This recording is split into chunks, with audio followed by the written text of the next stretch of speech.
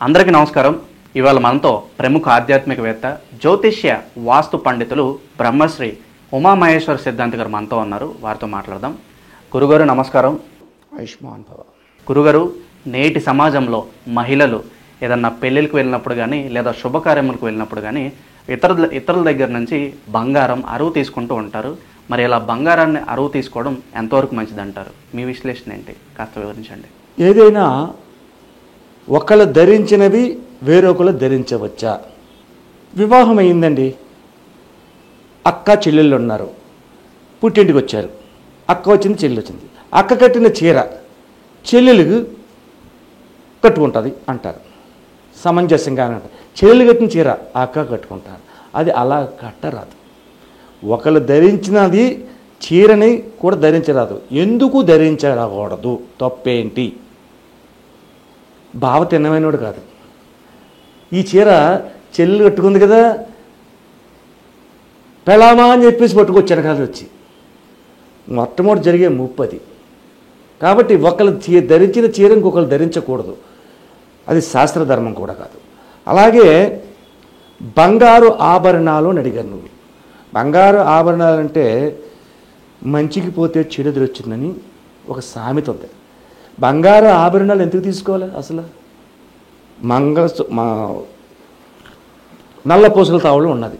నల్లపూసల తావళం ఎరువు ఇవ్వచ్చా? ఇవ్వకూడదు. ఇంకొకరు ధరించకూడదు.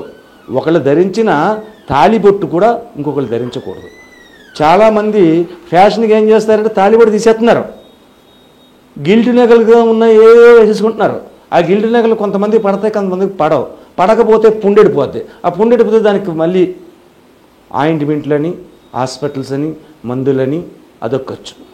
కాబట్టి ఒకరు ధరించినవి ఒకరు ధరించకూడదు. అలాగే గాజులు ఉన్నాయి. మంగళప్రదమైనది గాజు, మట్టి గాజు అనేది కాదు, మంగళప్రదమైనది గాజు. అంటే భర్తకు సంబంధించినది గాజు. ఈ గాజుని ఎరువు తీసుకొస్తే ఈ భర్తను తనకి ఇచ్చింది. ఒకరు ధరించిన గాజు మరొకరు ధరించకూడదు. అలాగే నాసికని గురించి చెప్పగాలంటే మన యోగి వేమన గారి గురించి మనం చెప్పుకోవాల్సి వస్తుంది. కొంచెం వదిన గారు ధరించిన నాసిక నాకు కావాలని అడిగింది విశ్వద. అంటే వేమన గారి యొక్క ప్రియురాలు విశ్వద. ఈ యొక్క కామకథల దృష్టి నుంచి మార్చి ఒక ఉన్నతమైన వ్యక్తిగా మార్చాలని చెప్పేసి ఆలోచన తనకు వచ్చి మీ వదిన గారు ధరించిన నాసికని తీసుకొచ్చి నాకు ఏమని అడిగింది. అదంతా మాట తీసుకొచ్చి చేస్తానండి. అప్పుడు ఆవిడ అంటది, ఇతరులు ధరించిన నాసికని వేరొకరు ధరించుటయా? విశ్వత అలాగా అడిగింది అంటే ఓహో ఈ యొక్క సరాగిని విరాగిని చేద్దామని కదా అని. అంటే నాసికని అంటే ముక్కు పుడకని కానీ నాసికని కానీ ఎట్టి పరిస్థితుల్లోనూ ధరించకూడదు. ఏ స్త్రీ ధరించకూడదు. అలాగే మెడలోని ఉన్న హారాన్ని అడుగుతారు. స్టార్ల హారం అనో లేదంటే కోహారం ఏదో ఉంటుంది హారం. ఎక్కడ వేసుకుంది? ఒక స్త్రీ ఎక్కడ వేసుకుంది? మెడలో వేసుకుంది. మెడలో వేసుకుంటే అనాహత చక్రాన్ని తాకింది, విశుద్ధ చక్రాన్ని తాకింది, వక్షస్థలాన్ని తాకింది. ఈ హారం తాకినప్పుడు దానికి అనుకూలతమైన వాడు ఎవడు? భర్త లేక బిడ్డలు.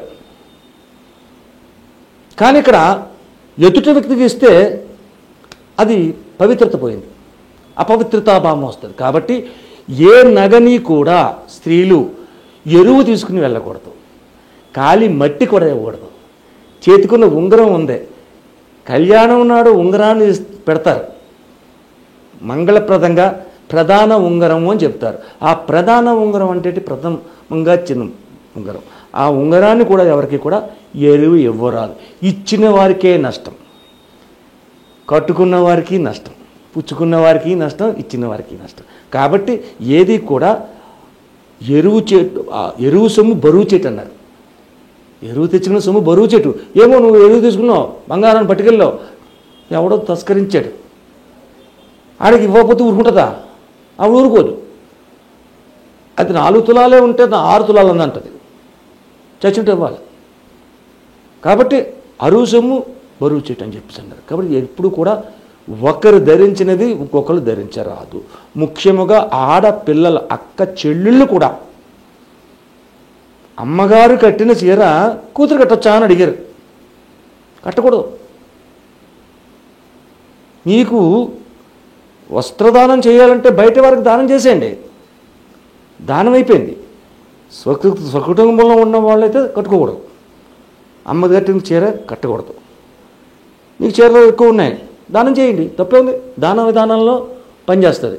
అంతేగాని ఎరువు అనే విధానంలో పనిచేయదు. అరువు ఎరువు అనేది బరువు చీటి, ఎరువు అనేది తీసుకోకూడదు. కాబట్టి ఏ వస్తువైనా కూడా ఇతరులు ధరించిన స్త్రీ, ముఖ్యముగా స్త్రీ, ఇతర స్త్రీ ధరించినది వేరొక స్త్రీ ధరించకూడదు. అవి ఎరువులు ఇవ్వకూడదు. మంగళసూత్రాన్ని ఎరువిస్తారా? కాలి మట్టిలో ఎరువిస్తారా? ఎవరు? కాబట్టి ఇది ఈ యొక్క సమాజంలో ప్రతి ఒక్కళ్ళు కూడా ఆచరించవలసినది, అనుసరించవలసినది కూడా చాలా ప్రాధాన్యమైనది.